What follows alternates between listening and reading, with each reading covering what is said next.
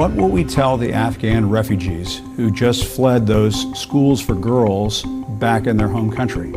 I guess the girls here will have to fill them in. Unfortunately, what we will tell them is that some members of the far right in this country have apparently decided they will resort to intimidation and in some cases even violence to get what they want. And they could sweep into power faster than the experts thought possible. Sound familiar? Sort of like an American Taliban. We should put all of that aside. We have an extraordinary problem that's killing people in the United States, killing us, putting us in the hospital. So that kind of politicization that you just mentioned, there's no place for that when you're dealing with a public health crisis. Hey everybody, welcome to the Muckrake Podcast. I'm Jade Sexton here as always with Nick Hauselman.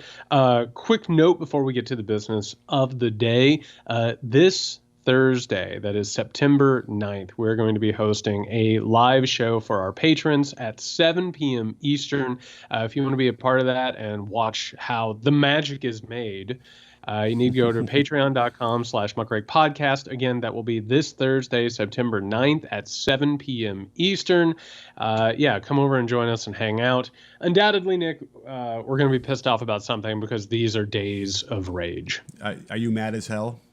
I'm mad as hell, and I don't want to take it anymore. Unfortunately, it seems like I'm going to take it, and we're going to continue taking it as things continue to get more and more frustrating. Of course, on last week's Weekender show, we reacted in real time to word that the Supreme Court of the United States of America once again went along with its ideological bent.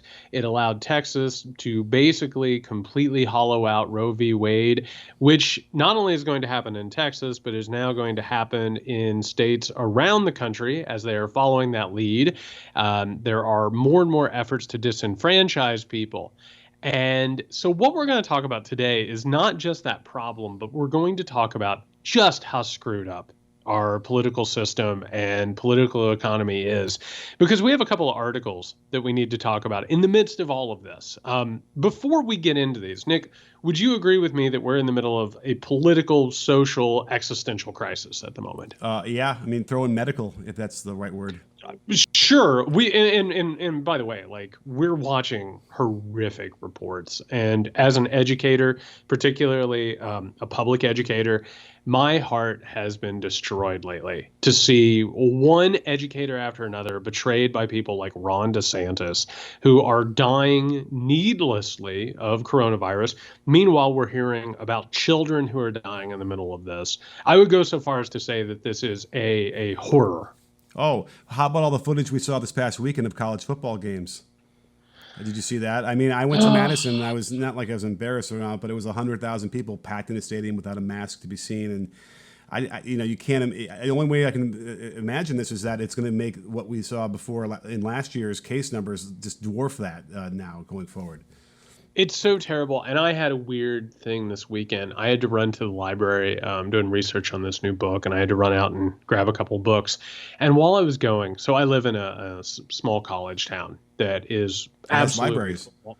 Yeah, well, it has a library, but it's also got like an absolute addiction to football.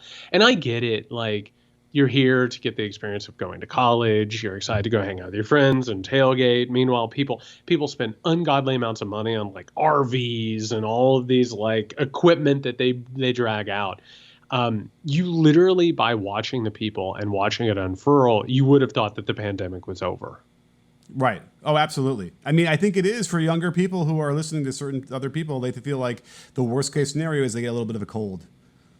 Right, and that's it. And you know, it's just a thing that happens. Meanwhile, again, we're having people dying left and right. We're blowing through records, particularly in states like Florida. So we're in the middle of this problem. And again, like, this all plays together, this idea that people think reality is one way or they're distracted from whatever. We have to talk about a couple articles that came out that I think are pretty putrid, and I think also pretty endemic of the problem that we have. The first is this article in the Washington Post that came out, and this was published on Sunday. We're recording this on Labor Day, which, by the way, happy Labor Day. Thank people who got you labor rights. This was by Michael Schur in the Washington Post. I'm going to read the headline first, which says, Republican wins on abortion, voting, and guns cap their banner 2021 with Democratic goals in dire danger despite Washington power. So before we get into any of it, it's been a banner year, you say. It's an interesting choice. Washington Post has had a lot of interesting choices. So has the New York Times. I think maybe even more in their headlines these days. Yeah, there's a lot of stuff happening with this. And we want to have a conversation, of course, about this whole idea that politics in America is some sort of fucking game. You know, we have people listening right now. I heard from a couple of listeners who live in Texas who now are second-class citizens. They literally are unable to be secure in their persons. They have a state cracking down on them. We have other listeners in states around the country who pretty soon are possibly going to be disenfranchised, who are possibly going to have their own individual rights trampled upon. And this whole thing is being treated like a fucking game, which I don't know about you. It's one of my pet peeves in American politics. Meanwhile, the ad right next to the this article on my page, which my browser knows who I am, is it's from Mascara. So I think it just adds to the levels of what's going on here behind the scenes. Well, and I'm glad that you brought that up because I've got one of those sponsored ads over on the side. This goes back to the whole idea that politics is supposed to be spectacle, right? The Washington Post wants you to read this article that we're getting ready to talk about. They want you, on one hand, if you're a Republican, to read it and be like, yeah, my team, it's doing great or whatever, right? They will share it. They'll show it as something. Meanwhile, a bunch of people on the other side who are terrified of this stuff are going to click on this article because it necessarily feeds into their anxiety and fear. And meanwhile, you just have to sell them a bunch of stuff. Well, let me ask you this. The second part of the headline says, with Democratic goals in dire danger despite Washington power. Dire is in quotes or in single quotes, but I don't think that's a lie. I mean, so that part does feel like that is where we are and a precipice of something. No, it's absolutely correct. But let's look at the framing of this. This is how the first few paragraphs go of this article. New laws took effect last week in Texas that make it easier to openly carry a handgun and nearly impossible to seek an abortion procedure after 6 weeks of pregnancy. On the governor's desk is a measure that would dramatically limit options for voting. All of them are Republican wins that cap off a banner 2021 for down-ballot conservatives. Congratulations. More guns, more violence, cracking down on individual rights, taking away the right to vote. I would say that's a win, wouldn't you? I mean, listen, it's to those people, yeah, they're celebrating, they're excited. Well, by the way, the excitement has to be rooted in this. What's the feeling? You know, they know the majority of the country disagrees with all of these things. Yes. They know that if the ballots were open and fair, they would never get passed, right? So it's almost like the sneaky feeling of like, getting one over, or like, I suppose it could very well be in their minds the Ewoks, overpowering the Empire, right, in some weird way. Yeah, no, it's completely. It's so frustrating already even thinking about this. Like the what we've talked about a lot on this show is that the Republican agenda isn't necessarily an agenda, right? The Republican agenda is a plan on how to maintain control and power and exacerbate profits. None of those things are good for anybody. Like, they really aren't. Like, maybe they'll allow the Republican Party to have control. Maybe they'll allow white supremacy and corporate profits to grow, but it's self-destruction. Right? What we're actually talking about, and I'm going to go ahead and read this next paragraph here. This year alone, 12 states have passed income tax reductions. Congratulations. Right? 17 states have increased voting restrictions that are expected to hit Democratic constituencies more critically, and 18 states have enacted new or expanded school choice programs, according to the tallies kept by interest groups. School choice, by the way, an interesting choice of words, which means that they're trying to move it to the point where private schools, which, by the way, don't have to answer to the federal government when it comes to segregation and also curriculum, which is a white supremacist dream. All of those things, and on top of that, less money for public works, less money for projects that make life better. Those things are destroying the country, whether you root for them or not. There are not wins. These are self-inflicted wounds. Yes, I mean, we've talked about this a lot as far as how you can starve really important social programs by even the slightest tax cuts, right? And how, by the way, they don't even have to tax. They don't have to make the cuts to cut taxes. They could just divert this money in other places as well, based on where they decide to see fit. And when they say all politics is local, I mean, we're going to get this in a minute anyway. I think that's what the evil genius of this whole thing has been. They've been able to figure out, and we're going to get there, how to control the local politics in a much easier fashion, which is dominated a lot more by Republicans than anywhere else nationally. And then, well, the judges. But I don't want to jump too far ahead because I know this article is leading us there. Yeah, one more notch to put, on the belt here. Republican governors in several states have also had success in undermining President Biden's efforts to require masks for school children and others in an effort to limit the spread of the coronavirus. Which brings us to another thing that a lot of us are afraid to say, or at least our media is afraid to say. The Republican Party is using the coronavirus and its growth and its spread, and punishing their constituents, by the way, damning them to death and long-term disease and possible disability. They're using that as a weapon against a president of an opposite party. Oh, yeah. Well, it's always been the fear, right? The fear of everything that the Democrats want to enact has always been, this is what's going to cause the downfall of society. And then masks become the same thing. It's very strange, though, that that they're willing to ban abortions under the guise of saving children, but then don't want to have masks for kids in schools. Texas has the most child deaths of anybody in the country right now from COVID, and it's not a small number. And yet they continue to enforce these ridiculous, not enforcing ridiculous mandates, or whatever I'm trying to say. They're allowing these kids to go without masks, and they're violent about it. It's really, really, again, this is that same torque we talked about forever and ever. How they have so many opposing ideologies in their brain at the same time that it would probably make anybody crazy. Oh, it's absolutely nuts. There was this story that came out last week where in Arizona, a principal reached out to a family and said, your child has been exposed to coronavirus. It's time to quarantine and we'll figure this out. And of course, all rational, law-abiding citizens, the dad rounded up a couple of his friends, grabbed some zip ties, and went and told the principal that they were going to perform a citizen's arrest on her. Well, don't forget, along with the zip ties, they had someone else filming the whole thing. That's the other thing. Because you want people to see that, right? Yeah.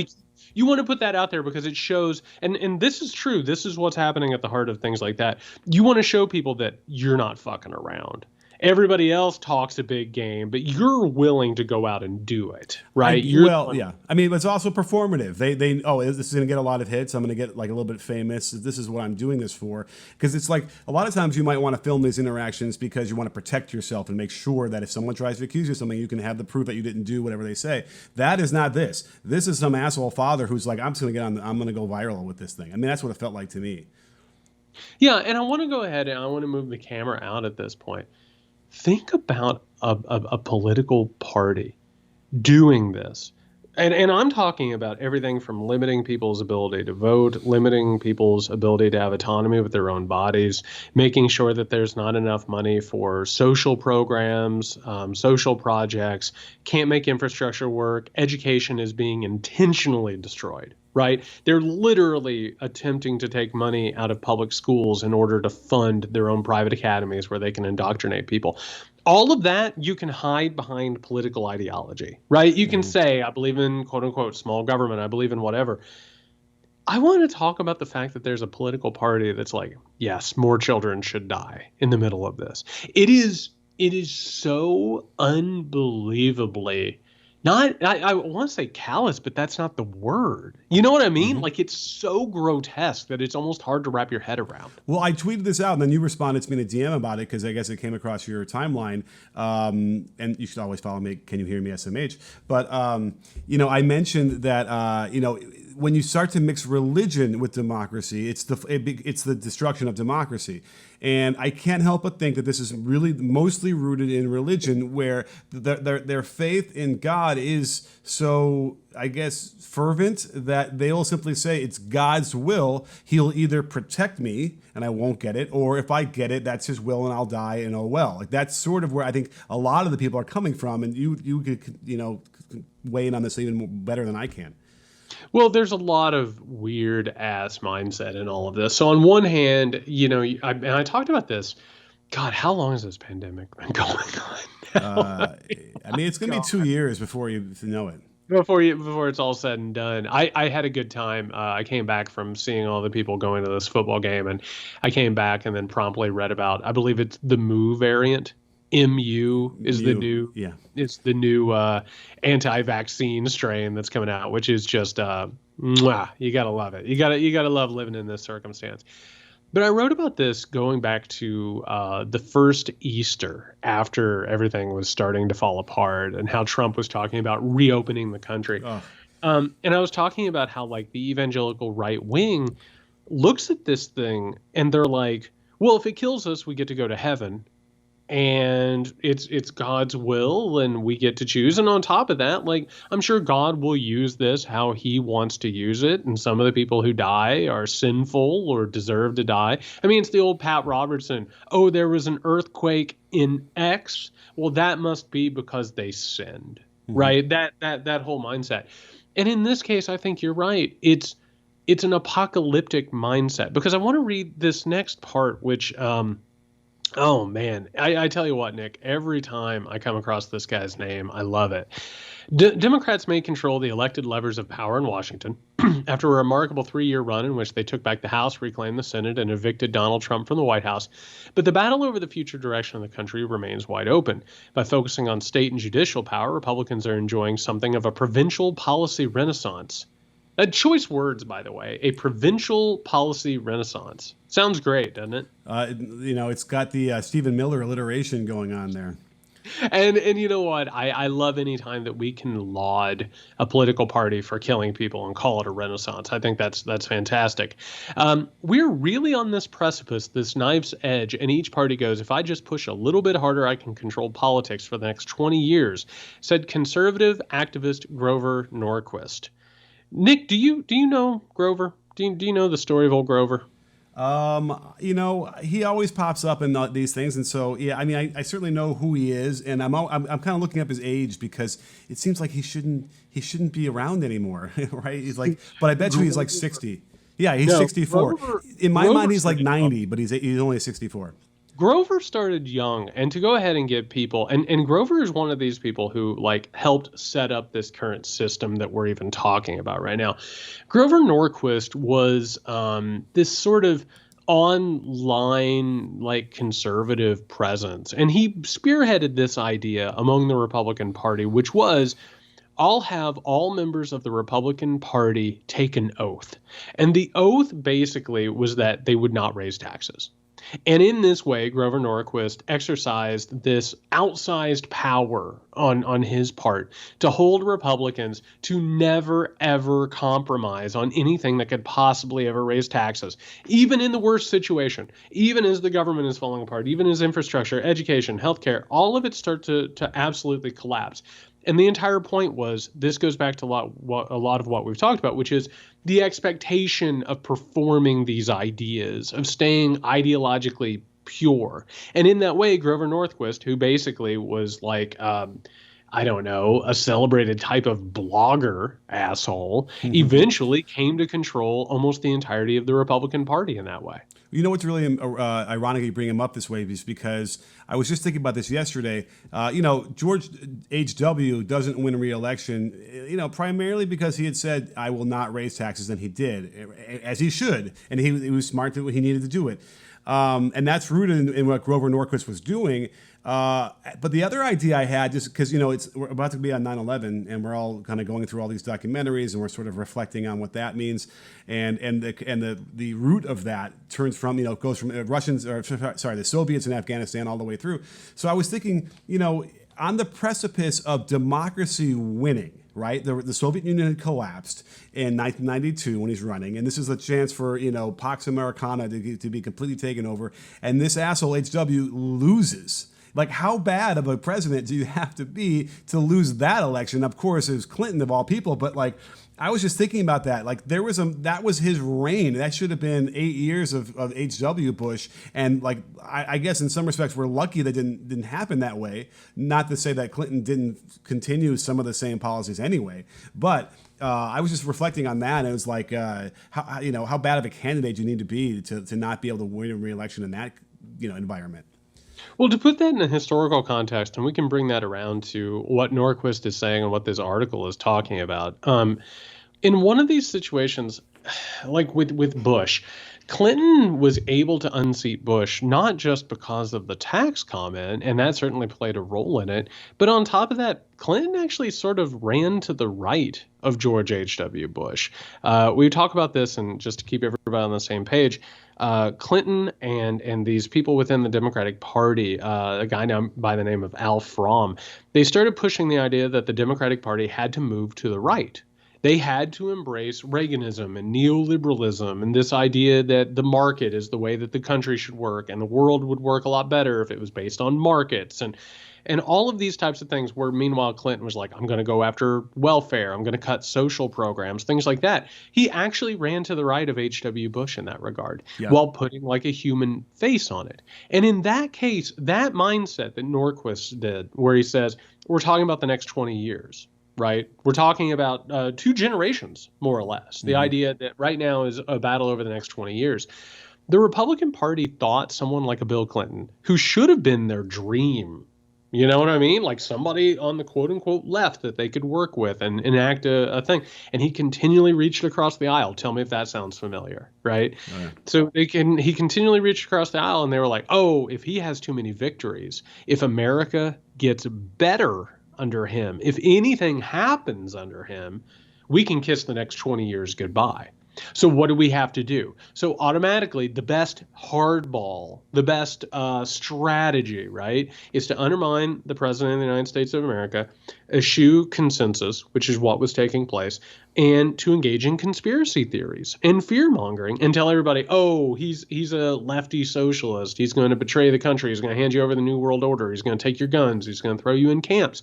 It's the same story, but it's constant apocalypticism, right? Oh, if he does anything, if the country gets even a little bit better, it's going to end up in the end of the world, or we'll never win another election, which is the exact same cycle that we're looking at now. So here's what's so fascinating. So I had woken up in a fever dream, and for some reason was compelled to look up the transcript of the Gore-Quayle vice presidential debate in 1992, in October of that year, because I remembered it really well, and it ties into what's going on in Texas with the abortion law. But in that debate, when you read what Gore laid out and said what the Republicans intended to do with trickle-down economics, with abortion, with religion, he was right. It all comes true. Well, does anything come true from what the Republicans say? Like, no, it never does. That's like the big difference, and yet they're treated the same. Oh, they're all the same. They all lie. They all, they're all going to be whatever. But it's like, no, the Democrats have, in a reasonable way, outlined what they're trying to do and why and how, and then it's happened now. From '92 till now, we've seen every single thing that laid out that we've warned about the Republican Party, and meanwhile, the Republican Party has warned like the destruction of the civilization in rubble clearly has not happened. In fact, we've had more moments of national prosperity, under Clinton and under Obama than we ever had under any of the other Republican administrations. I guess there's only the one. Well, there's 2 now, and it's really it's still treated the same in a way that that's part of the reason why we can't get anywhere. Do you remember Jade Helm? Did you ever hear about Jade Helm? No. Jade Helm was this situation during the Obama administration where there were these military exercises that were being carried out, just routine war games type stuff. And it became the biggest story in right-wing media. It was like, listen, This is Barack Obama making his final move as a tyrant. This is how we get put in camps. This is how America is destroyed. Meanwhile, Greg Abbott, who is the current governor of Texas, made his name on being like, that's not going to happen under my watch. I'm going to stop the threat. None of it was real. None of it even approached. Obama, if you want to be an absolute right-wing conservative and look at Obama through the worst lens imaginable, you could say that he was like center-left on social issues. Barack Obama wasn't going to take anybody's guns. Barack Obama wasn't going to institute socialism. Barack Obama believes in free market capitalism. That's his thing, right? He's in that same mold of sort of a neoliberal idea. Meanwhile, the Republican Party kept talking about he was going to be the next Mao, he was going to be the next Stalin, he was going to do this, he was going to do that. And they undermined everything that he could possibly do as president and continued to kick the can down the road of actual progress and reform. Now, all of that we're talking about is undisputed truth. That's what the Tea Party was. That's how they moved further and further into racist conspiracy theory, authoritarianism. But here is the problem. The media that we're discussing right now would discuss all of that through the prism of winning or losing. Is that a smart strategy? And they would say, yeah, that was a smart strategy. They got the Supreme Court. Look what they've been able to do. Look at how much money they've been able to raise. They've been able to maintain power, this disenfranchising, the way they've treated COVID. Those are quote unquote smart moves. Meanwhile, people are literally suffering and dying. Mm-hmm. And the media cannot get it out of their head that this isn't some sort of a fucking game. Right. Well, let's talk about this because what we know as facts is that they've engaged in a decades-long attempt at disenfranchising voters. This is a thing that they've developed, and we had emails. Like there's receipts that they were dumb enough to write out about wanting to do this. And then also the court packing, in which we've seen it from the Supreme Court, but even into the lower courts as well for the years that McConnell was pushing all these guys for, even for Trump. So what we said this in the past is the same thing so they've realized they don't need the votes to get their agenda done, right? They can get it through the courts and they can get it through disenfranchising the votes at least, so they can't even get the votes in. And so that, in my mind, is a tacit, not approval, their acknowledgement that this is not democracy, right? They're acknowledging that, yes, we're not going to do this democratically because we can't, because the will of the people wouldn't accept it. So that, there we are. Like it's out in the open now. Like they don't want democracy. They've already threatened that they're going to move to fascism anyway because it'll be our fault. But still, that's where we are. Like they don't want democracy. I almost feel like it'd be an easier conversation or easier debate between the two sides if they would acknowledge that even more clearly. But even the politicos that we're talking about would be like, oh, that's a bad strategy to admit openly that you don't want democracy. So if the Republicans, and this is the thing, like I'm getting ready to go into my best Chuck Todd. You know what I mean?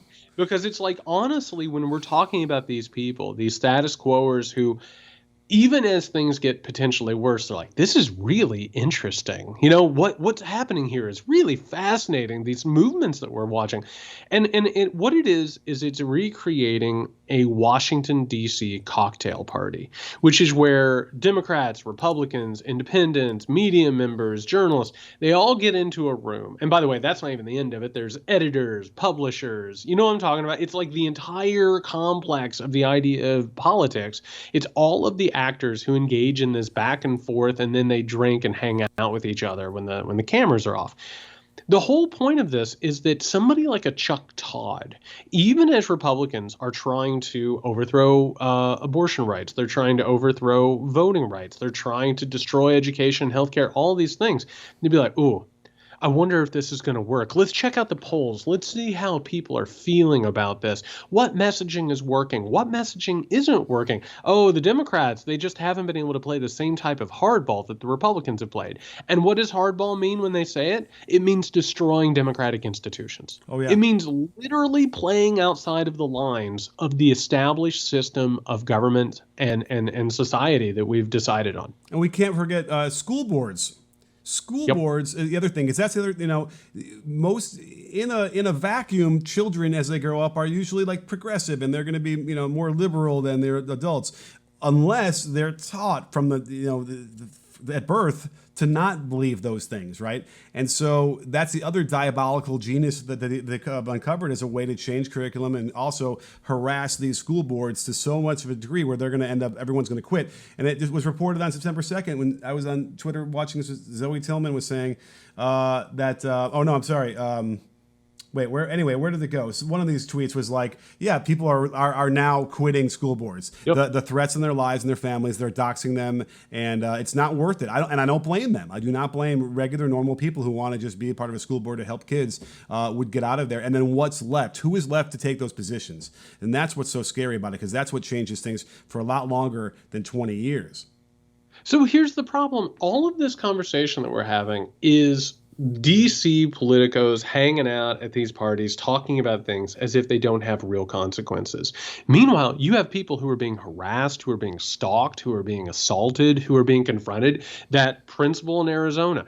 Here's the thing that's happening that is barely getting any attention whatsoever. The unemployment benefits are getting ready to expire. It's going to leave over 7 million Americans on the verge of not just poverty, but possibly economic and personal destruction. Those are real things. Meanwhile, the coronavirus has exploded so badly to the point where we can't even fully grasp our heads around it. We're all living in fractal realities where we're either in denial of the thing or pretending like it's not actually happening.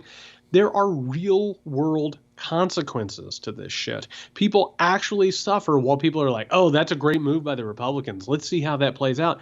As if they're watching a preseason NFL game. As if that is the most that lies on any decision is just whether or not it works out politically or not, whether or not it's successes or whether or not they're failures. But it gets worse because the people on the right, the followers, are shitting out their own intestines right now and bumping into doors because they're so dizzy because they have no visual perception after taking ivermectin, and it's particularly the ivermectin that's not for humans. Nonetheless, even the prescribed one is not for COVID. There's no evidence it works. But you have on the ivermectin? We got to talk about this for a second. Do you ever have moments in the midst of all of this bullshit where you just have to shake your head and throw up your hands? And you're like, there's not a better metaphor. There's no better metaphor in this entire situation than watching portions of America, like you said, hundreds of thousands of people going into a football stadium and hardly any sort of infrastructure put in place to make sure that that's safe. Meanwhile, other people are going out to their local rural king and guzzling horse medicine. Literally, that's the place where we are as a country right now. Yeah, for real. I want to go to the 9 Perfect Strangers place and be healed there, and then never come back. But that, someone just did an edit of all the Fox News mentions of ivermectin in the last couple months. And you would think that they all owned a lot of stock in this because they are just pushing it. And again, they're all hanging out in the cocktail parties and it must test well or whatever. But, but they know it's in their face how bad this is for people to take and how, ineffective it would be for COVID. But they continue to do it. It has to be because that's what the polling is telling them, or the numbers, the research is telling them, I guess. But I can't believe that at that level, those people on Fox News and even the politicians who are talking about it don't know indirectly in their face how dangerous taking that medication is. Oh, man. And they just push it and push it and push it. And it's all about political gain and profit. And it's turned into the most cynical thing imaginable, except for, and this is the second article that I wanted to bring up because I think that this is really endemic of this bullshit. And I want to say before I begin this, because we like to put this out there just to make sure that everybody's aware, this is not a partisan show. We're not here to carry water for Joe Biden. I think Joe Biden sometimes makes good choices, sometimes makes terrible choices. I think his past is really problematic, particularly with that right-wing turn that we were talking about with the Democratic Party back in the 90s, early 2000s. I think pulling out of Afghanistan was an act of political courage that the media has still not forgiven him for. You know what I mean? It's every single day that they are just absolutely crushing him, which leads us to this. This article is disgusting. It's in invoking Beau, Biden broaches a loss that's guided his presidency. And a reminder to everybody, of course, that Beau Biden was Joe Biden's son. Joe Biden has had an incredibly tragic little life in a lot of regards. Of course, he lost his first wife and a daughter, and had to take care of his kids by himself. Later on in his life, Beau Biden, who by all accounts was the apple of his eye, he tells everybody in the world that that was like the most important person and he should have been president. It kept him from running for the presidency in 2016. He is still really emotionally torn up about this. And meanwhile, the lens from that first article, that sportification of politics, the winning and the losing idea, is now being turned to a man grieving the loss of his son. And I find it really hard to oversell how disgusting this shit is. I agree. Are you going to read from it? Yeah, so let's take a look at this thing. And again, this is this would have been Saturday in the New York Times by Katie Rogers. In the hours before Lance Corporal Jared Schmitz, 20, was killed by a terrorist bomb in Afghanistan, he posed for a photograph taken by a bunkmate. In the image, the Marine's brow was furrowed. He flashed a peace sign. "This is Jared Schmitz," his father, Mark Schmitz, said. He told President Biden days later at Dover Air Force Base, where the two men had traveled to observe the dignified transfer of the remains of 13 Marines killed last week in the attack on Kabul. Don't forget his name. But Mr. Schmitz was confused by what happened next. The president turned the conversation to his oldest son, Beau, who died of brain cancer in 2015. Referring to him has become a reliable constant of Mr. Biden's presidency. In speeches, Oval Office discussions, and personal aids, Mr. Biden tends to find a common thread back to his son no matter the topic. But for Mr. Schmitz, another father consumed by his grief, it was too much to bear. What the hell is this? I don't know. I don't think. I mean, we can't dismiss Mr. Schmitz's feelings, right, and how he felt in the moment. He can feel like that. It doesn't need an article. Right. It doesn't. The whole framing of this article from the very beginning is that we have one grieving father and then a grieving father trying to talk to him about grief. That's not smart politics. People are getting tired of Joe Biden bringing up his dead son. It's a bad political strategy. It is maybe the most cynical, pessimistic bullshit I've read in a long time. Mm-hmm. Yeah, I agree. And by the way, because this also gets wrapped into this notion that Joni Ernst was trying to spread, how Joe Biden literally, quote unquote, has never said an empathetic word to the troops, which is like it's the only thing he says. It's probably half the things he said is about how he cares about the troops and how he thanks them for their service. And of course, it does fold into his son's service as well. But yes, there doesn't seem to be any redeeming value to writing an article like this that sort of exposes this in the first couple of paragraphs. Yeah, and then we move on to William McGurn, a speechwriter for President George W. Bush. Congratulations, by the way. I probably wouldn't go around telling people that. Yeah. I'd probably hide that in the old resume. William McGurn, though, wrote an op-ed in the Wall Street Journal, and by the way, in an article that's so disgusting that we're not going to read from it. That's how bad it was. And the actual quote from it that they bring into this article, because let's talk about the framing of this. It says, "Mr. Biden is not a gold star father and should stop playing one on TV. They are literally saying that Joe Biden's appeal to the American people is too much focused on grief and personal loss. And I don't know about you, Nick, but in the middle of a generational pandemic, the decline of American empire, America declining into authoritarianism and cruelty, I would say that grieving and personal loss and mourning is probably what the fuck America needs right now. He's human. And compared to what we had the last 4 years. So, listen, you might want to imply that Biden is, his mental faculties are not, 100% where they were 10 years ago. Which this article does. Yes. Which this article does. Right. And by the way, listen, you listen to him talk, and it's like, okay, and just like we had heard it with Trump, but worse, the very least, this guy is a human and he has empathy and he knows how to make, decisions related to that more so than anything that Trump ever would have done. And again, I don't want to make this about Trump versus Biden. This is just Biden as a president. The guy is competent and, can do this job. That's what we need right now. Well, and listen, we don't even need to talk about Biden's mental acuity. Like that is like this weird thing. And you'll notice that the media is starting to talk about that. Yeah. Like, and they're talking about it as a consequence of the Afghanistan situation. They're bringing this up because he ended a war that they didn't want him to end. Because the media, no matter how much people want to talk about how they're left and they're liberal or whatever, they wanted that war. They want American empire. They depend on it. So all of a sudden, it's just a coincidence that he gets out of that war and they start talking about, well, I don't know, Biden might have slipped a little bit. Maybe his mind's not where it needs to be. So what do? We start talking about the character. We start talking about the perception of the character. Oh, is he winning over the people? Is his messaging working? Is he winning? Is he losing? Meanwhile, what are we not talking about? A massive infrastructure bill, which can change the United States of America. We're talking about another bill that is being cooked up that will change our social safety net forever if it gets passed. We're not talking about the fact that we just ended a war that we didn't need to be in the first place and wasted tons of lives, treasure, and political capital. We're not talking about those things. We're talking about whether or not the president of the United States of America mentions his dead son too much. Mm-hmm. Yeah. By the way, we have to stop saying I think we ended a war. We ended an occupation.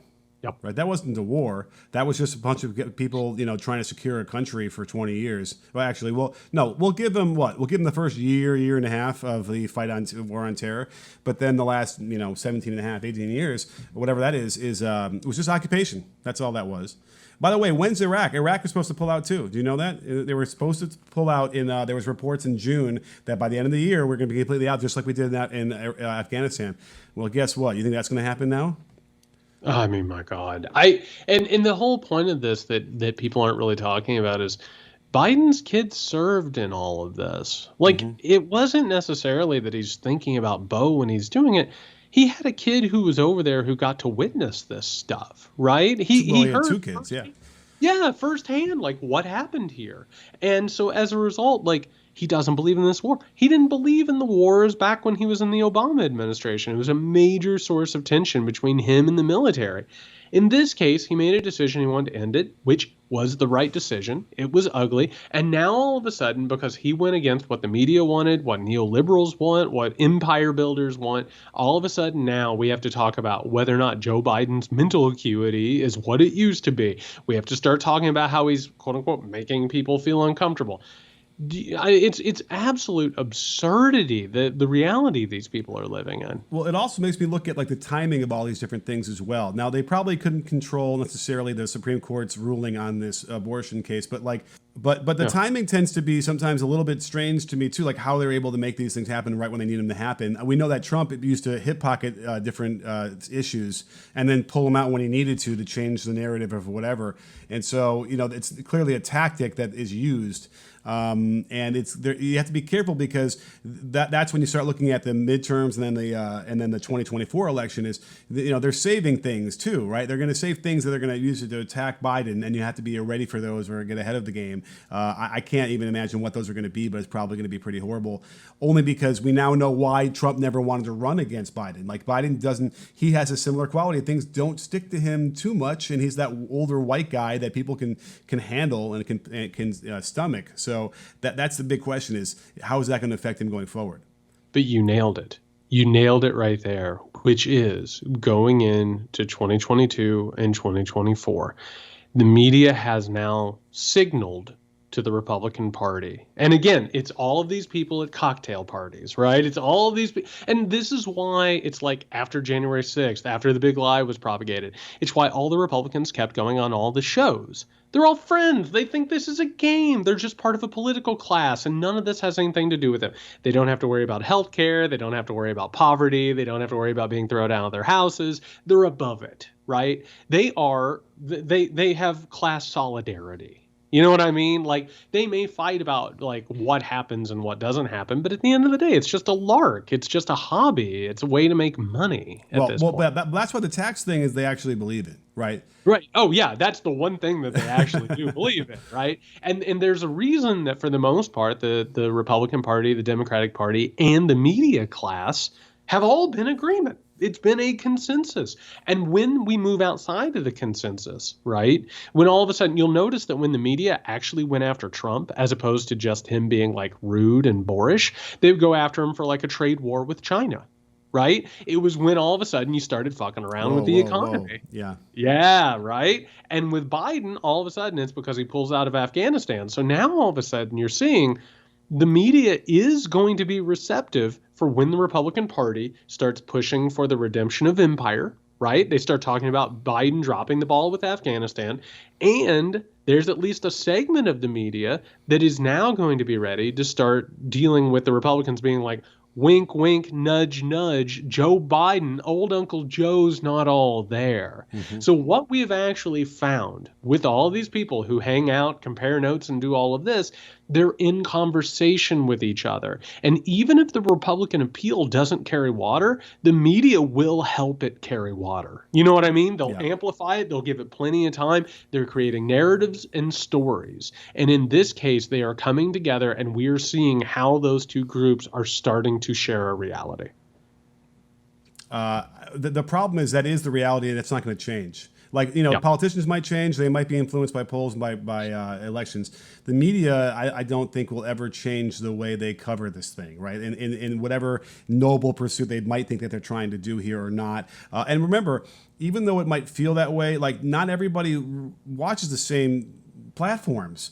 So it's hard to always gauge exactly what people are getting from all the narratives because they're only going to get a tiny little slice of one narrative, and then the Fox News people are getting like who knows some whatever crazy version of the Matrix. But they do come together. That's when you start finding out where power lies, right? So like Fox News will sit there and talk all day long about the dangers at the border, or what black people are doing, and America's being changed.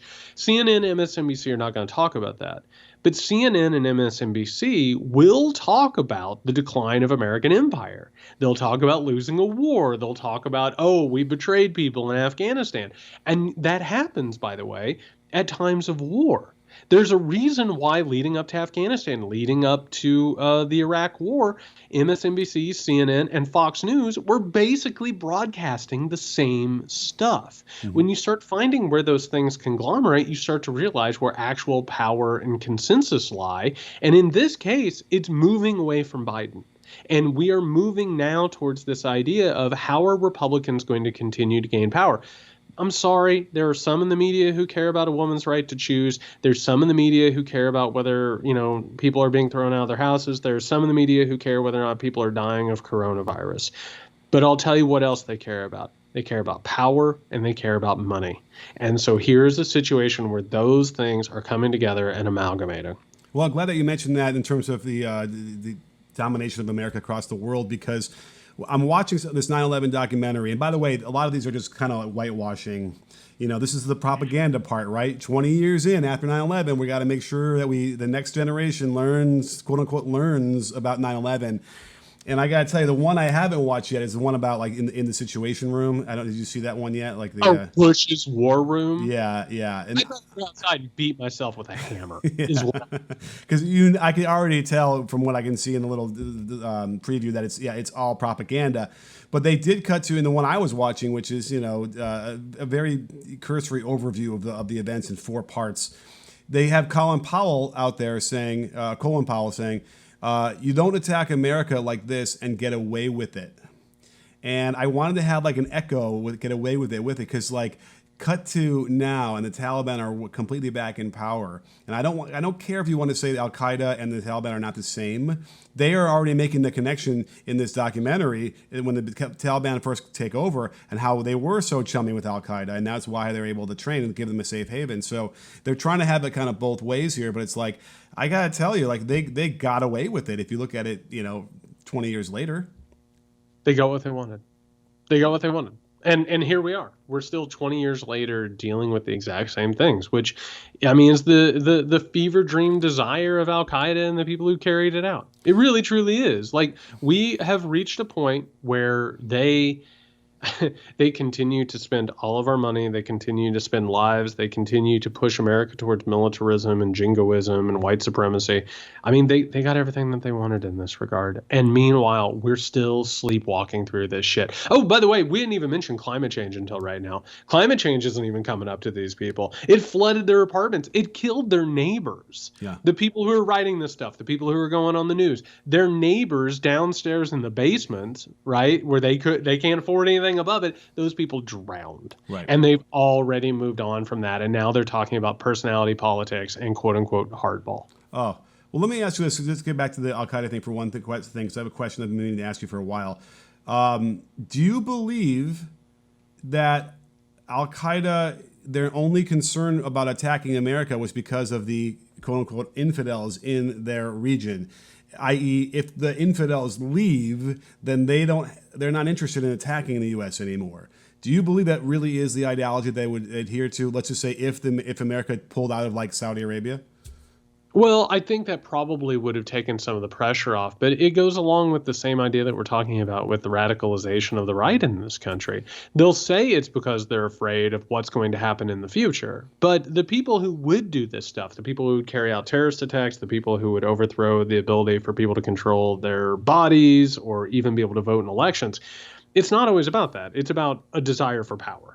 Right. Mm-hmm. And I think that you saw with people like Al-Qaeda, with people like ISIS, they've taken advantage of these situations, these ideological conflicts and moments of crisis, and they've used it to their advantage to try and build something, right, and try and take control of things. And I think in many ways that is the link between what's happening in this country and what we've been fighting now for 20 years. Here's a more interesting link, perhaps. The mindset that you described earlier, or we talked about as far as religion, this is God's will. He's just going to take me if he will, or he'll protect me from the COVID virus. Is that much different than the ideology of these terrorists? No, it's really truly not. And this goes back to a lot of what I talk about, which is the difference between empirical knowledge, which is you have science, you have facts that base things and make you make decisions. Like looking around America and seeing how many people are impoverished or getting ready to get thrown out of their houses or dying of coronavirus, right? You look at it and you say, oh my God, here's a problem. We need to take care of it. And then you have revealed knowledge, which is, no, I heard from somebody that I trusted. You know, he may not be a scientist, but he told me to take horse paste. Or God told me in a vision, or my pastor told me. You know what I mean? Like it's just this, it's the constant battle between the two. And the problem with revealed knowledge, particularly through religious faith, is it's quote unquote infallible. You hear it, you believe it, everybody either has to adhere to it or you kill them or you oppress them. It's really the decision that comes from it. Yeah. And that's why it's so damning, what's the word, devastating when Fox News and those kind of places will impart lies. It's as soon as it gets into the brain, it's solidified. And you almost will never get it to change, unfortunately. Yeah, but that's winning politics, am I right? Right. That's how you win elections. That's how you gain control. So you would sit there and you would say that that's tragic and awful. And a Politico sitting around at a DC cocktail hour would be like, no, that's smart. That's a good way to gain actual material power, right? Is to make sure that hundreds of thousands of people die. Well, the slogan used to be changing hearts, changing minds. Well, they predispose the minds already to be accepting of it. So there isn't any changing or anything. It's just solidifying it more and more. And it just makes the system more and more broken. And it's really too bad. I never in my lifetime would have thought I would have seen like the denial of science along such clear lines between right and left. And yet here we are. And that was intentional, too. You want to talk about winning politics, shoveling billions of dollars into undermining climate scientists and experts, all to make sure that you can continue selling oil at the highest prices imaginable. Mm-hmm. I mean, that's what it is. And meanwhile, if you're skeptical, if you're cynical, if you have no ethics and you have no morals, you look at that and you're like, hey, hats off. Congratulations, everybody. Winning politics. Right. But it's also a willingness to just put your head in the sand and ignore stuff, which goes to like policing across the country too, where it's just solidified where the blue are the blue, and we cannot, if they were willing to look at the facts of how often police are, don't behave properly, they would realize a little bit more what playing field we're on. But they don't. They don't want to see it. They can't let that affect how they believe that the police are to serve and protect and nothing else. And so, there's so many levels to this, and again, every year that goes by, there's this more. It gets deeper and deeper, and there's another issue they're going to add on to that. And But like with coronavirus, it's the exact same thing with what you're talking about in terms of violence. By adhering to these ideas that are quote unquote winning politics, you win quote unquote short term, right? Then long term, you're just screwing yourself and everybody else by saying, oh, it's winning politics to undermine belief in climate change. Well, you're also damning your children and your grandchildren and your great-grandchildren to an earth that might not function. If all of a sudden you're talking about violence and shootings among law enforcement, I'm sorry, but that breeds unlawful activity. It breeds vigilantism. It breeds violence and militarism, right? Meanwhile, your kids, your grandkids, your great-grandkids have to live in that environment, going out and fighting in these wars for oil and minerals and resources. Look what happens. It boomerangs back. If you start all of a sudden messing around with all this stuff, it always has a long-term effect. It's not winning. It might win the day, but it does not actually, quote unquote, win because that doesn't exist. Yes. And for those of you listening, really listening, Jared is just speaking code for capitalism. Well, you're not wrong. You're not wrong.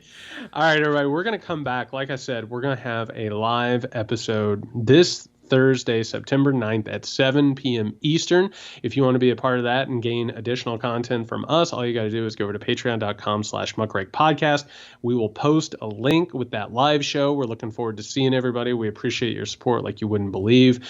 We'll be talking more about this. We'll be nearing the 20th anniversary of 9/11, so undoubtedly we'll be talking more about that and anything else that rears its ugly head.